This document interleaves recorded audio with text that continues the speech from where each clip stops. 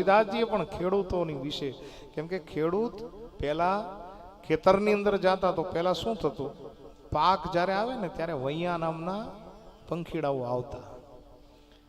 રોજ ને ભૂંડ ને તો હવે શરૂ થયું.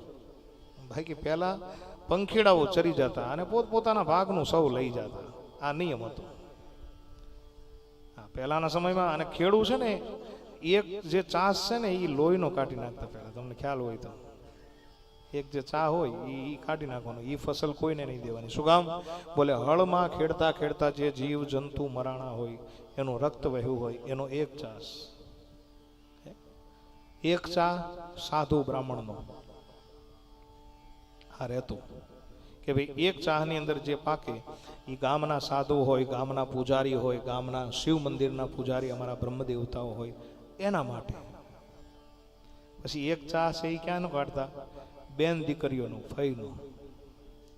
ભલે એના ઘરે 150 વીઘા જમીન હોય પણ આપણા તરફથી એ જાતું. આ પહેલાના નિયમો હતા. હા, અને એવું નથી પાક પાકે પછી તમે જો પાક જ્યાં તૈયાર થાય ત્યાં વૈયા નામના પંખીડાઓ આવે, પછી જનાવર થોડુંક ખાઈ જાય, પછી ખળાની અંદર આવે તો ત્યાંથી કાંઈ પૂરેપૂરું ન આવે. પણ કહેવાનો મારો સૂર કે 10મો ભાગ આપણે કાઢવામાં આવતો.